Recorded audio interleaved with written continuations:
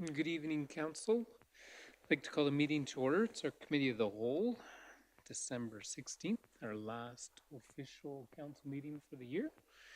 And wish everyone the best for the holidays and the Christmas season. Um, so for the agenda, I've not heard of any additions or changes to the agenda. Yes, CEO Burdette. My apologies. We need to add an in camera. Yes. Yes, but it was not in the original. Oh, I'll have to refresh. It's not on mine either. It's not on yours either. Either way, an in-camera, which kind of in-camera is that? Section 19, disclosure for business Okay. interests.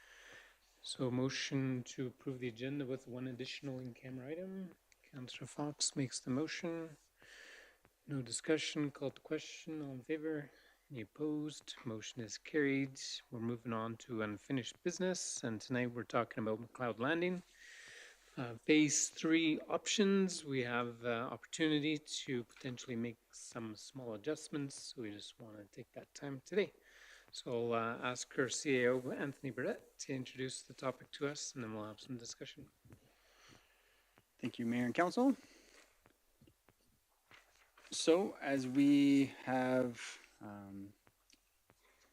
I guess, committed to moving forward with McLeod Landing, given the housing need and the, I guess, popularity of that development and how it's going well, we mentioned this last week to see, the possibility of options. We didn't want to talk about it all right then, but we did want to take a look at the potential of changing up phase 3 to see if there's some additional lots that we can get out of there. Councillor Patience did come and chat with me right before the meeting about some other potential changes as well. Now, these types of changes, they're not huge at this point for us to implement with the engineers, for us to get, whether it be a few more lots, a few less lots, those things are not the biggest piece. The drainage and everything else kind of all falls together as originally planned anyway. So, thank you, Miranda, for bringing that up. So under the current plan of McLeod Landing, we have one multi-unit lot at 1.23 acres. We're not proposing any changes to that one. And then we have the 21 regular residential lots. And those are a little bit larger than our standard 66 by 99, just given the spacing of them. They do end up being they're a little wider than our standard lot.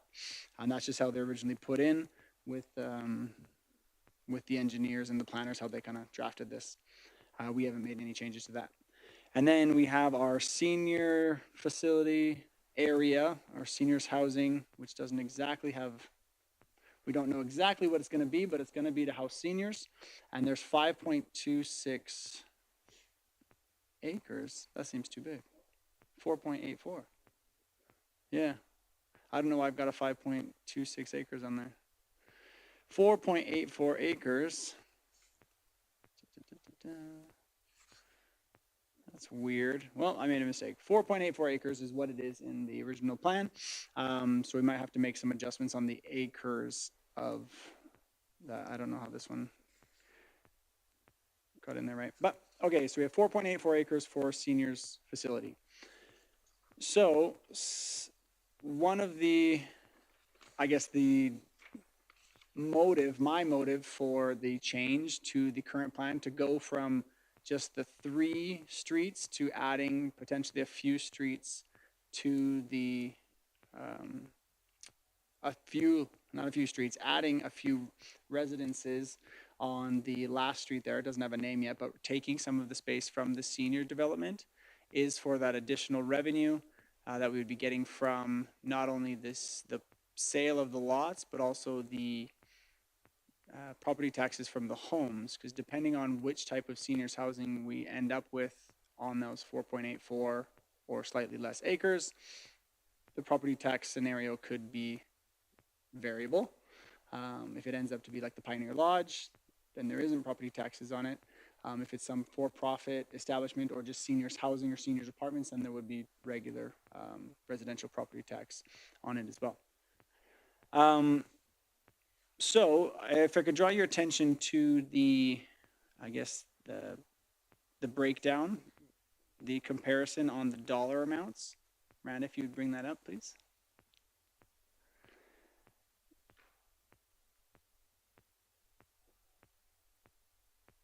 So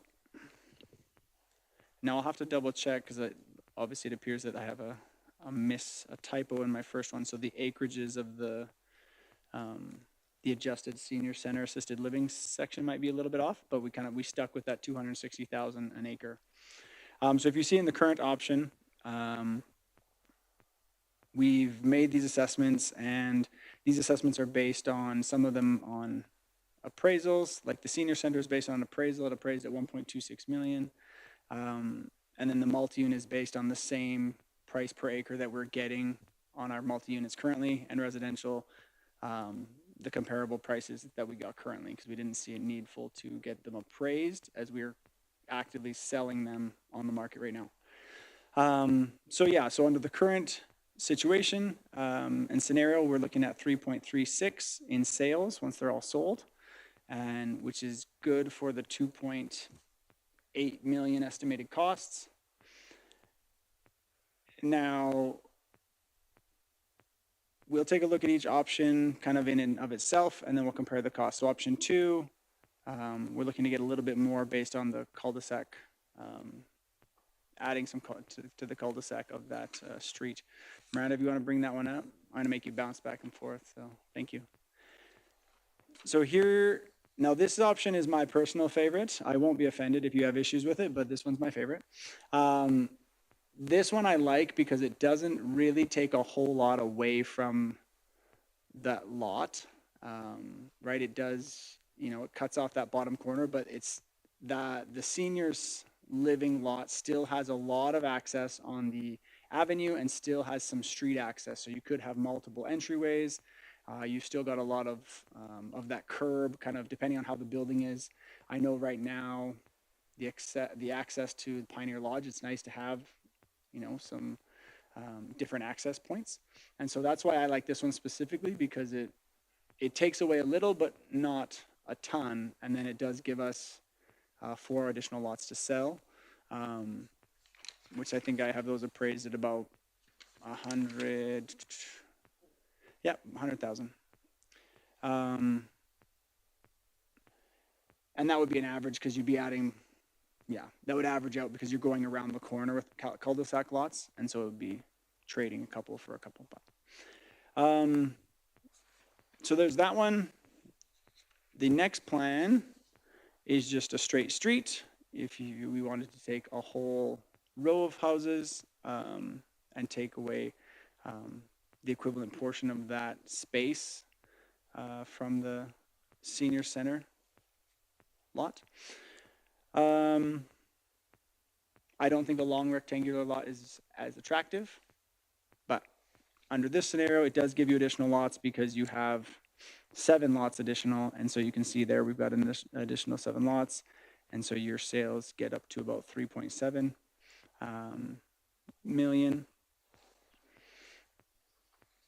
And then ultimately the other option is full street with cul-de-sac, same kind of general effect on the seniors, but it does have a cul-de-sac. We did find that the cul-de-sac, the desire for the cul-de-sac in phase 1 was really high. People really loved the idea of the cul-de-sac. They loved that there was no through traffic. It did give us additional square footage to sell and actually reduce the amount of road we had to pave. I mean, it has its own other things to consider as well, as far as like your drainage. If you were originally planning to drain this way and then you put a cul-de-sac there, you have to essentially tip the whole road or find a way to get your water out of there. But so those, and under that last scenario, I guess I'll add that, your land sales do get to about 3.78 million, just because you get a little bit extra on those end ones. And these are estimations, right? Like we're just looking at what we've been selling them for, and what we could reasonably get on the market. We do feel like in the current situation, we are we would be really confident that we could sell the residential lots. We have a waiting list for residential lots right now. And so that's where I guess our motivation to create more residential lots and potentially take some from the senior center. But yeah, I'd like to, I know Sean, if you wanted to kind of explain what you had looked at as far as like you said, reducing the lot sizes, even if you want to share that with the rest of council.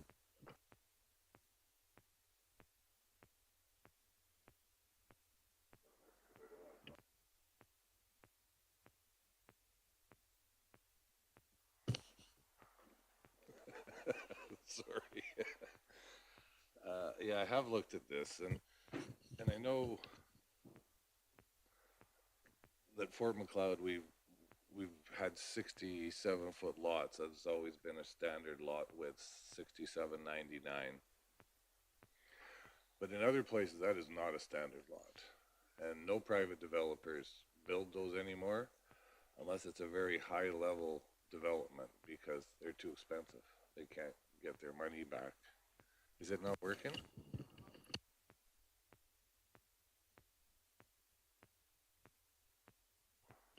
Does that work? Okay.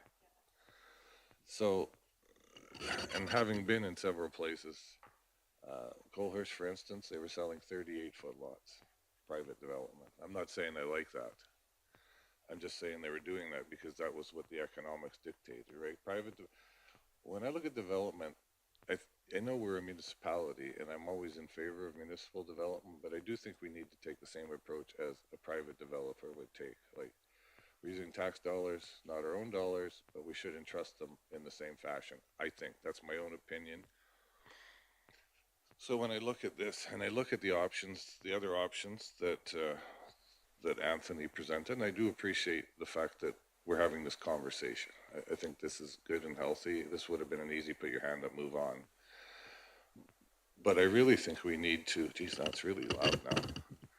We need to look at being able to recover our costs on this development. And the 5-acre parcel is something we as a council have not discussed, and I know David and I brought up some points in email about our planning session in early January and about the ability to just sit back and discuss some of these things. Like, do we want a seniors facility there? Because if we do, in today's world, they ask you for 5 acres. That's what they're looking for, and they can't make the economies of scale work on anything smaller because they need a minimum. And sorry, don't quote me on this, 38 units to be a viable facility. So I'm not keen on cutting into it. And if we're going to cut into it, I think we abandon it and we just develop it into residential properties. But we haven't discussed that, and I don't want that to be a snap decision because that has some very long-term impacts. The reason we originally designed the subdivision with this piece in it was because its proximity to the healthcare center. That we can't recreate again, unfortunately. So this is a kind of our one shot. So I just bounced some things around, and honestly, I left the 5-acre parcel out of the costing equation because I know, in my experience with Green Acres, for instance, they don't tell you you have to give the property up, but if you don't move up the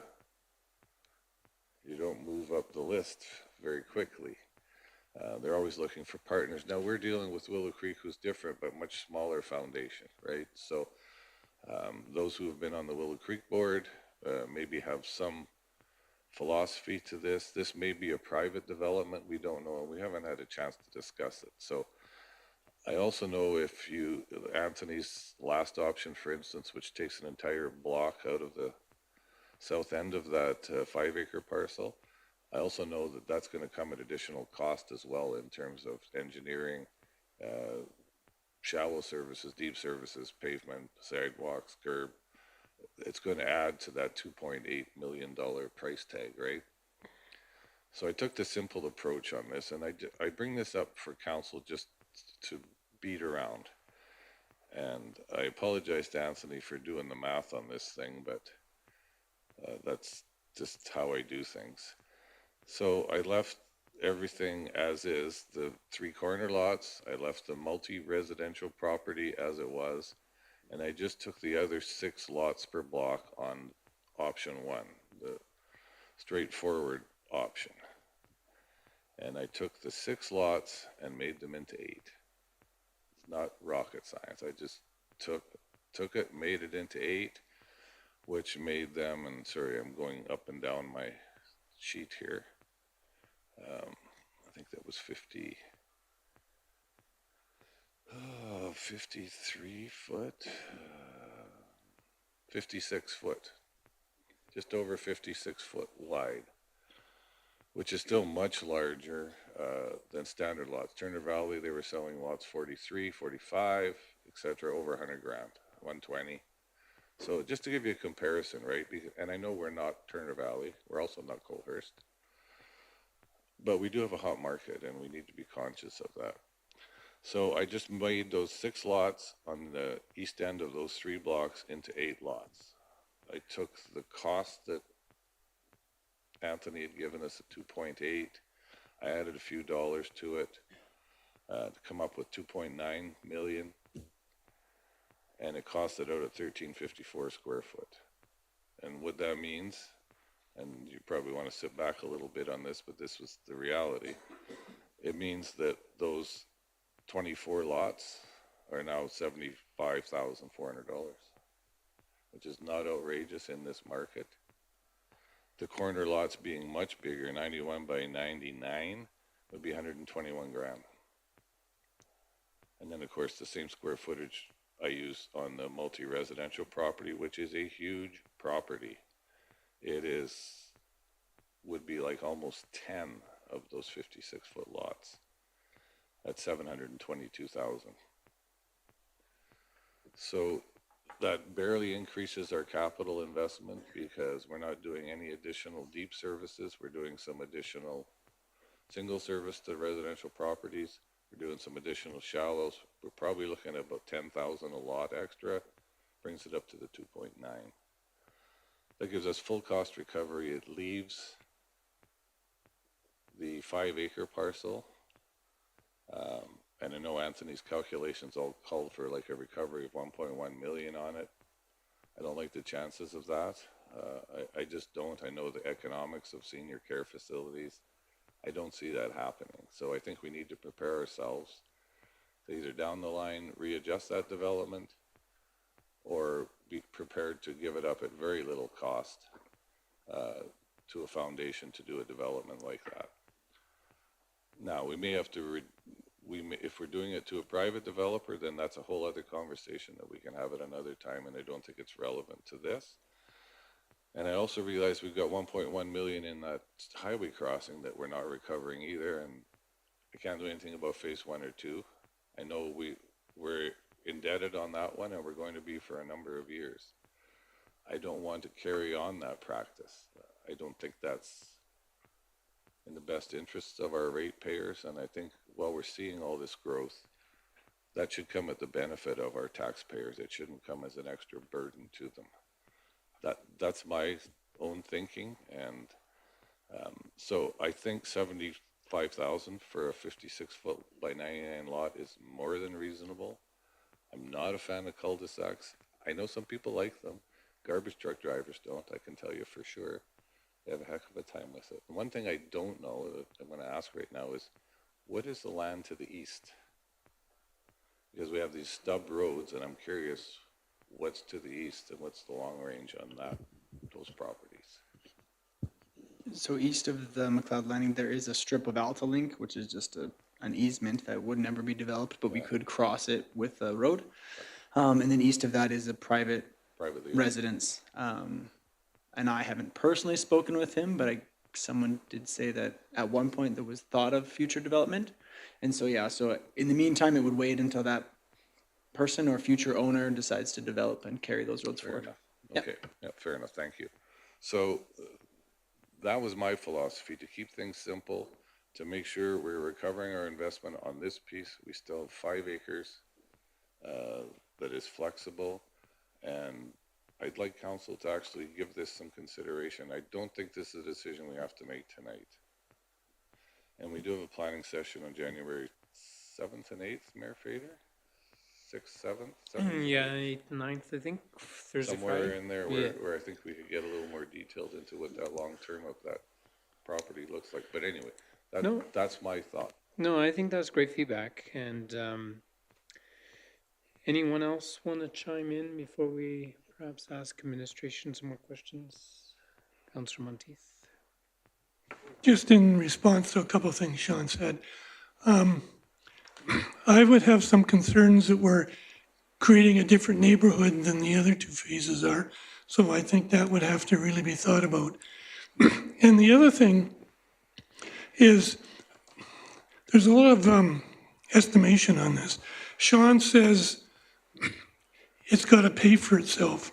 And I agree it does, but I don't think it has to pay for itself right away. I think if we're running 10 years of property taxes or whatever that is, what that does is that ensures we have development. That ensures that we have an annuity of so many years of property taxes. And if we either price it wrong or limit it, our residents are it's going to cost them because we don't have a property tax. So I look at it a little differently in terms of how it has to pay for itself. If we have to subsidize it a bit at the beginning for the benefit at the end, I'm all for that. Very good. Councillor Orr, I think you had some comments.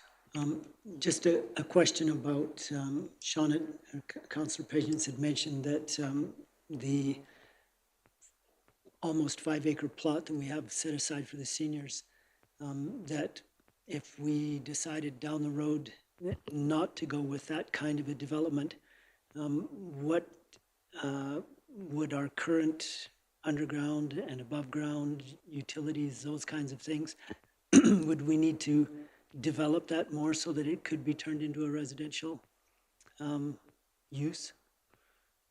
What additional costs? I'm assuming there would be some substantial costs associated with that kind of a move, but. So just to make sure I understand your question, so in a future where it's left as is, but then town Say we administration. decide we leave Yeah. it as is, but 5 years down the road, there's Nothing been happening. nothing happening. We decide we want to develop it for residential use. Are we really at square one in terms of, For an additional street, like for the street Yeah. above the furthest north street on that one, that wouldn't be a big deal because you'd have to cut into the road once. The unfortunate part would be that if you left the 4.84 acres and then wanted to throw residences on the north side of that already developed street, you're looking at cutting into that street, which can be done. I mean, it's been done before, but you'd see a lot of duplicate costs, right? Because then you'd be repaving the road that you just did 5 years prior, and you'd be adding these things. And so it can be done, but it would come at a higher cost than your normal street because you're cutting into only 5-year-old infrastructure to make an addition to it. So Any other thoughts, comments? Councillor Fox, see the wheel spinning. Pretty much my only thoughts right now are I do like the bigger lots. I feel like it has that small town vibe to it where once you start getting them smaller and they just seem closer together and more like a city, and I would hate that to happen here, but it's my only thought right now. That's very good. Councillor Poitras, did you have any thoughts, comments? Yeah, I guess my thought was mirrors Councillor Fox's thought as well. That, yeah, you drive around neighborhoods in Lethbridge on the west side there, and it's just way too packed for my liking. Can't find parking anywhere, and so, but I do appreciate Councillor Patience's view on this. I think that's a wise strategy to try to get these developments to pay for themselves. Yeah, so obviously will be some sort of middle ground that we can find and good conversations to have, but yeah, that's just kind of what I'm thinking right now. Well, if I might just add then to that. Yep. Like I said, I did this the simple way. I just took the 6 lots from the corner and broke them into 8. The corner lot could be amalgamated into that to widen out that 56 foot and then make 9 equal width lots there that would exceed 60 feet, which is very close to our standard lot size anyway. The square foot increases, which means the cost increases. Now you're probably talking $80,000 lots, but it gets you to where you two want to be. I don't have an issue with that. My concern here is recovering our investment, right? And doing it where we can sell them economically. Very good. Couple questions that I had, and I did put them in our group comments on our platform. One is the pathway master plan. I'm just trying to remember how that integrated into McLeod Landing, and if it's better to have cul-de-sacs or if it's better to have an open end to the streets. Because right now I find the open end to the streets, technically, they need a turnaround, so they do need to be able to go into the gravel and back in, because technically we don't have a legal turnaround, correct? We're backing onto gravel and coming back in, right? Yeah, there's not a legal turnaround. And you will see this in certain places where the street just stops, right? Yeah. The Lethbridge, you'll find that because it's for future development. And that is actually one of the reasons why the North Street, the one in question, did have a cul-de-sac, because when you take a look at the map, that one is getting pretty close to the house. Yeah. So in the yard, these other streets are in the south, they're going into pasture. So the likelihood of development is a lot more probable. While the North Street, is it ever going to continue through? It's harder to say, right? Like, it's getting into his actual irrigated lawn. And so that's part of the reason why I thought a cul-de-sac would be better there. And a cul-de-sac could still exist there, even if you left the whole north parcel to be seniors living as well. So. And then the master plan for pathways, do you recall how that integrates? Is it coming down the main road, or is it? Well, there is sidewalks on all the roads in McLeod Landing, and so the pathway is just covered by sidewalk that is there. And then the plan is to go up past the cemetery, and then there would be a plan that goes down 27th to connect to the rest of the sidewalks this way. The 27th plan isn't perfectly established at this point because 27th is a bit of an anomaly where it is, because it's sitting between Alta Link land. Yeah. But anyway, yeah, so that's where it would connect. You'd go here and you'd go to a crossing, and then you'd go north in front of the cemetery. Yeah, that's how it fits into the whole walkway plan. And then I think there was one, the roads to the east, I think you answered that one already. I think it's important to just kind of visualize how that works, because at some point we may want to roundabout, because you don't want traffic going right into someone's backyard, almost. And then I was a question for Councillor Patience, 5-acre piece for seniors housing. Do we have stats on that? Has Min got any feedback? I'm just curious on the sizing. Have we had any developers interested?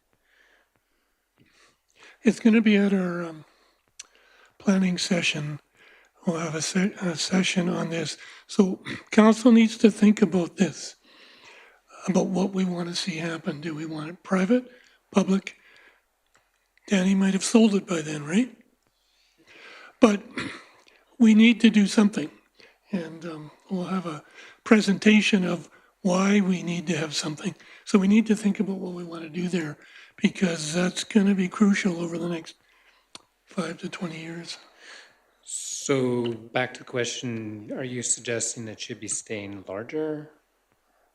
No, I'm not saying that at all. I'm just saying we need to think about what we want to do there.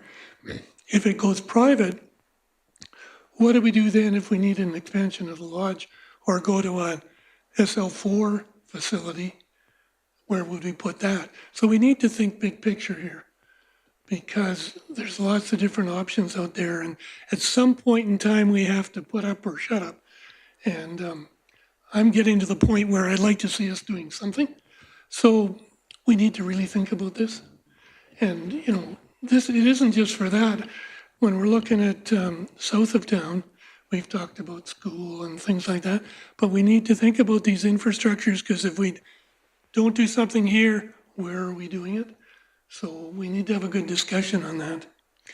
And the something you're talking about is strictly seniors housing, whether it's part of the foundation or not. Well, in theory, yes. Private seniors is one thing, but public seniors, you're dealing with a government and you're dealing with a system that is geared toward large centers and large developments. So for a small center to jump into it is difficult.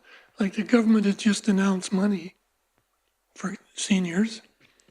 The thing is, you have to have your full plan in by the 10th of February or something like that. Well, what small town organization that can have a plan put together that quickly, or have one sitting there for whenever the government opens up for money? It's the same as affordable housing.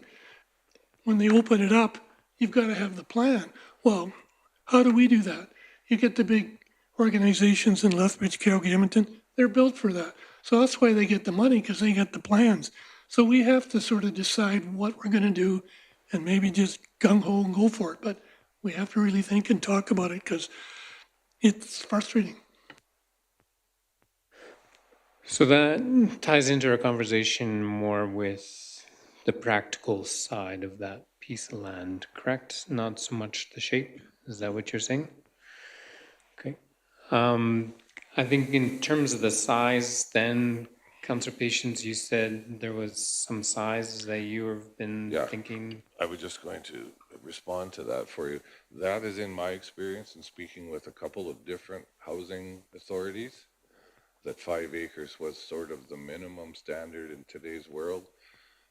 And that's, and I'm recalling 38 bed, but this is SL4, SLD4, those kind of facilities, right, to make them economical. Could it be smaller?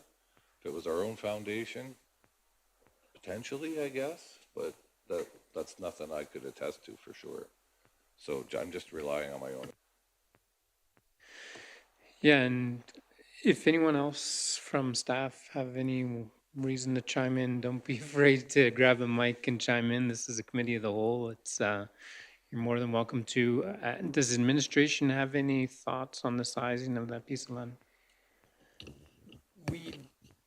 We haven't looked outside of what might be required for the sizing.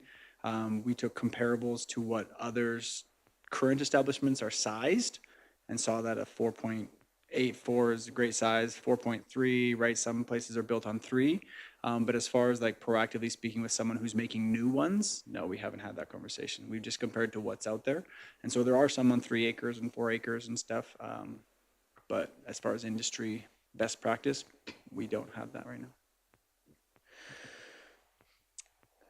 So if I might take a little bit of a stab at maybe some happy medium opportunity, perhaps, I would suggest if we look at the last option that you painted,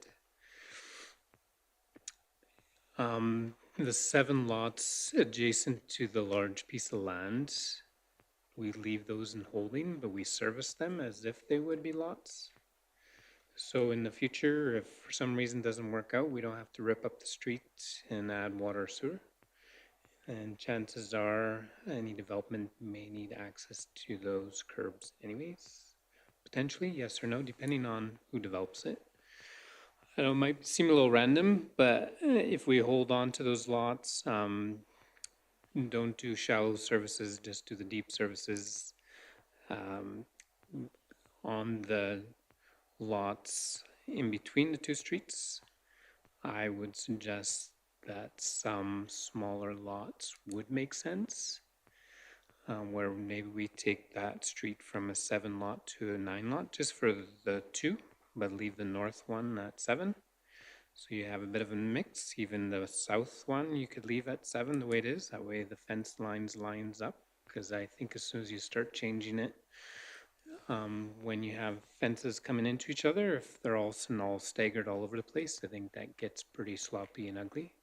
Because whose fence is what? So I think that way. I do know I've heard of a lot of younger individuals wanting to build a house. So trying to get that price point down just a little bit less. Smaller lots are less cost to develop as well. So I think that just automatically makes it a little bit more affordable for some of those newer starter homes to get developed. So that could mean an extra 4 lots in there instead of an extra, say, 8. So that's my thought, and be a bit of a happy medium. I do like the idea of the one cul-de-sac.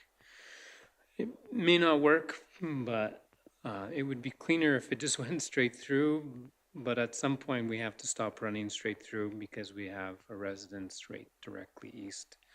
So those are my thoughts, comments. I don't know how that would land with engineering and such, but I think it provides some extra smaller lots.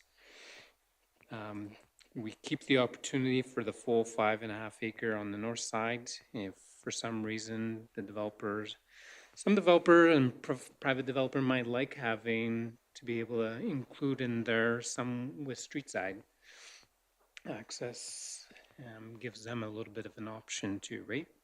But if they don't want it, then we just take that up and sell them as regular lots. Not having back alleys, I think, poses a little bit of a problem with sometimes, just because it gives you less options to, depth. The depth of the lot's not there to really allow for a garage in the back anyway, so it's not a huge deal, but it does limit some of the opportunities that we may have. Yeah, it is a consideration when discussing the narrowness of the lot, depending whether or not you have back alley access. But Councilor Monteith? Is the Fortis electrical plant right north of where the senior land is? it is northwest, like the distribution center, or whatever. I don't know the technical term for it. Substation, yeah. So we have no capacity to go any farther north. No, north of this is the cemetery, or Holy Cross land. So the whole piece is owned by the diocese, but just the little corner is the cemetery, and then our cemetery is north. If I'm getting that right. Yeah, Miranda, can you pull up GIS then? Just looking at the GIS here, it looks like the utility easement is between the 5 acres and 27th Street. But then if we go west of that, it looks like there's these lots planned here, which looks like it is also on the easement. Yeah, those lots, they do exist there in lot line, but those are all owned by Altalink, and it is the easement. They've got lines running there. We were hopeful at one point that, hey, maybe we could get some lots here, but no. Okay.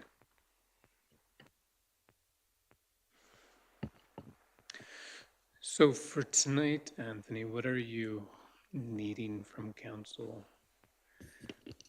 Yeah, It's so been good discussion, and I don't know that we need to get it into the pricing so much, but maybe we do. What are you thinking? I guess to understand if council in general, or I mean as a whole, and I do think council as a whole will probably want additional information before these decisions are made too. We will just want to keep having this conversation. I mean, not the same conversation, but advancing this conversation, because if we're, as we move forward, intending to go forward with phase 3, it will be waiting on this decision, right? If we do plan to change it at all, whether it be additional servicing because we have additional lots, or something a little more of a significant change. So I think from council tonight, if I could get an idea on whether or not we are I mean, if a majority of council is in favor of not touching the 4.84 and leaving that alone, right? Like if there's some no-go territories, I guess is what I'm asking is, does the majority of council have any sort of like, hey, stop looking at this, go there, or do we need more information for all of this before we can make those decisions? Because if there's a few places that, you know, as the majority rules, if there's 4 of you that are like, yep, nope, don't touch the seniors, we like 4.84 acres, then that just helps us, then we say, hey, we're not gonna touch that anymore. Or if there's enough that, you know what, we would like to see additional scenarios, that'll just give us a lot more direction so that this can continue to progress, because we don't want it to stall out, because come the new year, we want MPE to start getting the engineering done so they can move ahead.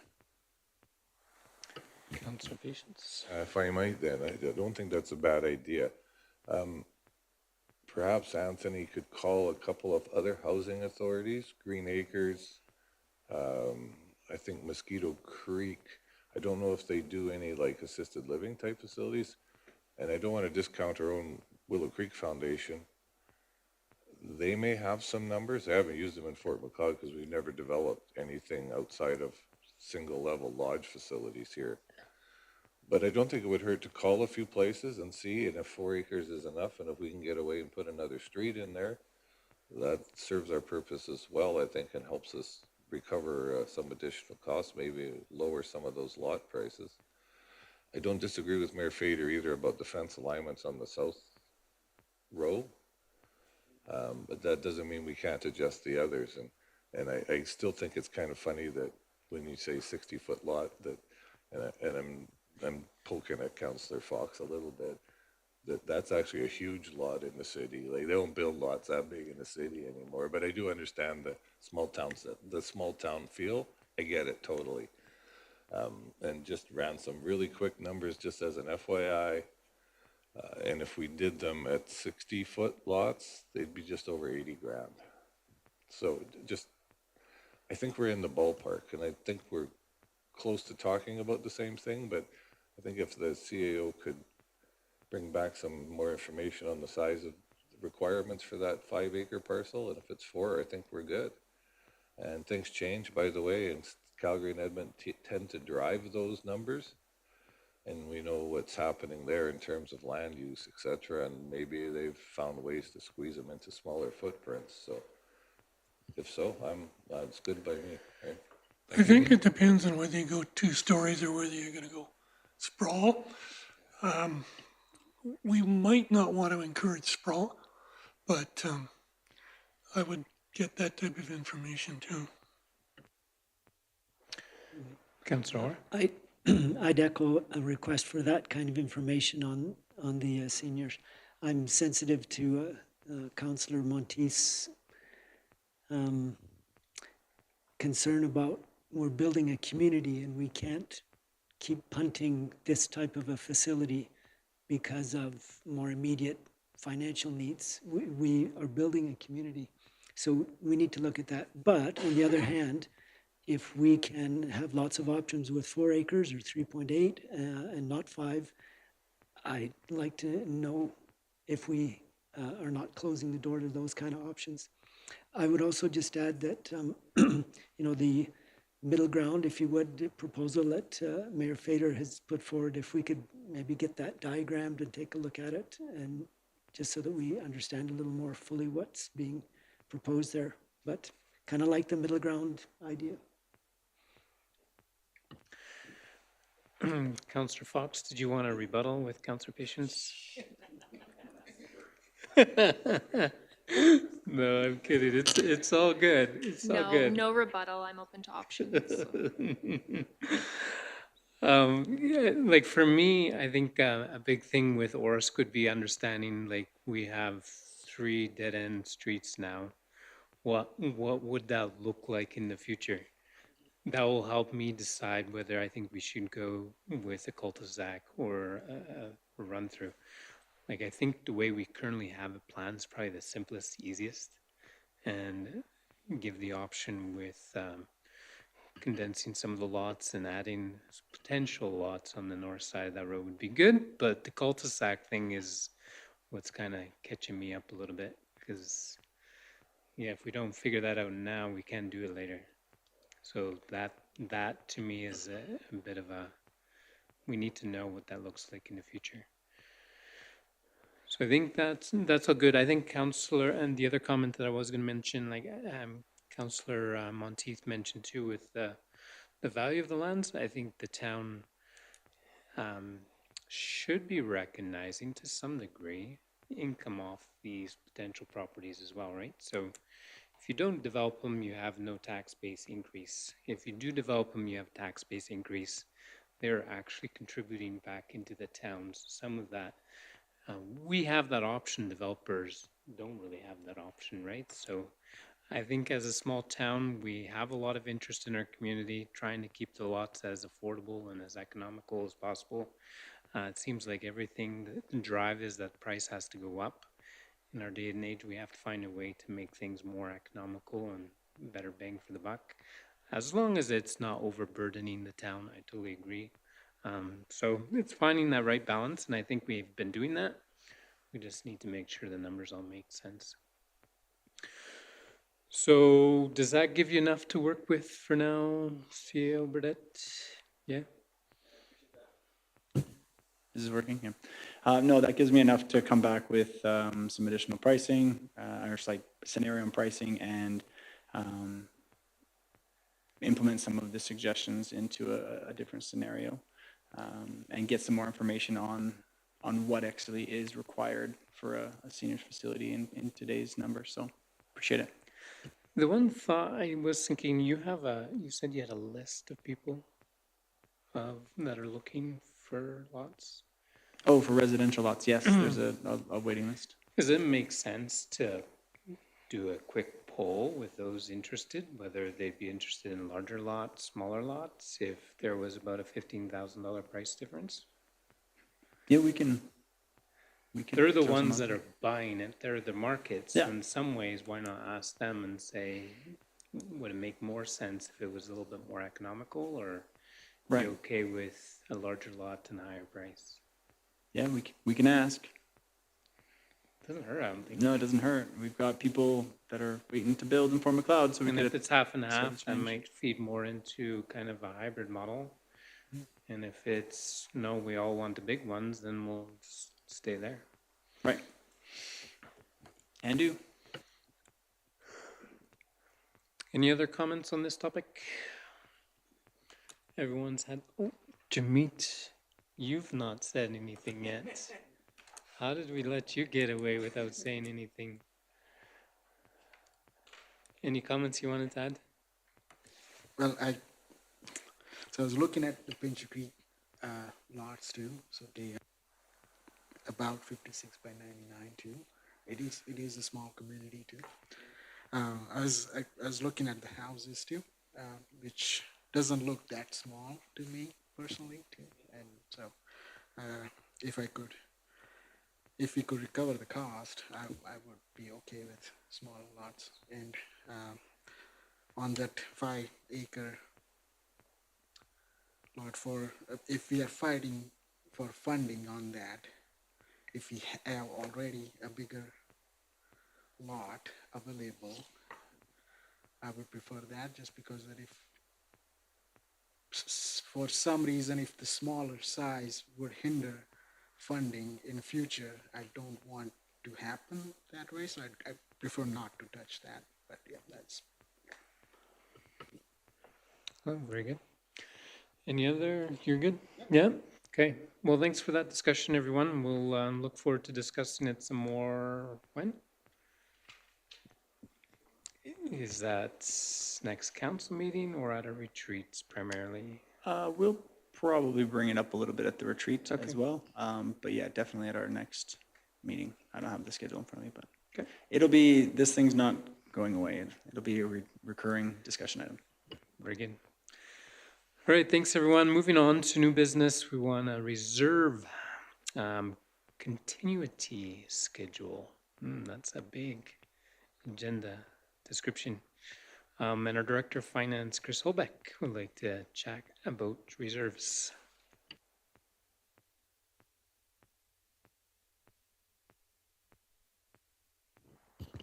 Thank you, Mayor Fader. Good evening, Council. As Council remembers from our last meeting where Council approved the 2026 capital budget, there was some discussion and some requests from Council to understand how the capital budget and the operating budget that the interim has been passed is affecting our reserves, our grants, and because everything's tied together, our debt limits too. So what I did is I updated the 2025 reserve continuity schedule with year-to-date capital project costs. So the known costs that we've paid so far are in the 2025 schedule. So you can see those being drawn down in the third column, actual year-to-date column. Those are things that we've paid out. And then I've also put in for conversation in the second column, things that are going into reserves from operating, just some municipal reserve, that $300, the repayment of our internal financing that we do every year because we have a bylaw that says we're doing that. And a few other things. Probably the biggest thing is that in the 2025 operating budget, we approved about $450,000 being put into reserve for the 10th Street project. So I put that in there for conversation also. So all this really does is tell you how we started the beginning of 25 in our reserves, what we're putting into our reserves, what we're taking out of our reserves. And then we did do an estimate, the very last column, of what we are estimating the surplus would be is about $2.5 million. And then we just split that 50% into the multi-year project category and one into, oh, I don't know, where did I put it? I put it into land sale management, because we did have a discussion that Councillor Patience brought up that maybe some of our land sale profits needs to be more tightly directed into a reserve just regarding land sales. So for conversation, we just split our estimated 2025 surplus in 50% into both reserves, just for discussion's sakes. I'm not sure what you guys wanted, how you guys want to approach this. It was just to show you kind of how things that are happening this year are going to affect our reserves. So, I don't know, are there questions about the 2025 reserves? It's a little bit of estimating, a little bit of forecasting, but I think it's a useful tool for council to understand where we start at the beginning of the year with our reserves and our savings, what we've spent, what we're putting back in, and where we think we're going to be starting 2026 to fund the 2026 capital budget and the 2026 operational needs that come out of there, out of the reserves. Yeah, I think we basically wanted to bring it up as a discussion tonight to make sure we're all on the same page with how our reserves are being handled. And we also have in our agenda package our policy, if anyone has any questions on that, along with what else did we have in there? Yeah, mostly the policy, council debt management is in there as well. So if anyone has any questions or comments on the reserves, how debt's being looked at, I think our debt notes is in there, note 17 for 2025. That shows what we are allowed for debt and where we're currently at. So yeah, more or less open discussion for anyone that wants to have some discussion on reserves, debt, and financing.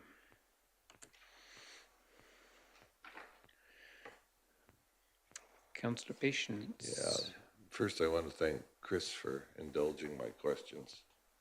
The capital budget we saw that our operations manager put together. I'm trying to simplify this for my brain, and maybe the rest of council already has this, but we have a 5-year forecast for capital expenditures. Chris, you know which budget I'm talking about, this one I'm holding here? And I wonder, sorry, it's the one that Brennan gave us at the last regular council meeting. In our council package list, I believe. Yeah. So what I'm wondering if Chris or by tomorrow morning, I'm kidding, Chris, perhaps by our retreat though, if she could take those 2026 to 2030 columns and put at the bottom what impact those projects have on our reserves and our debt. So that if someone on the street said, okay, so you're going to spend $8 million in 2027, how much money are you going to borrow to do that? And what are your reserve accounts going to look like after that year? I can't answer that.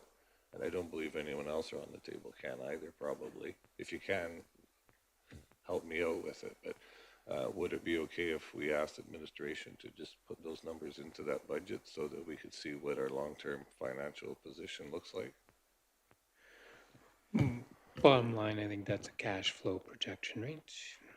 Yeah, and thank you, Councillor Patience. We did discuss this at management this morning, so I've asked Anthony and Brennan to, we brought a cash flow kind of a template to council a couple of years ago, just for council to understand capital needs and the infrastructure deficit that we were facing in the future.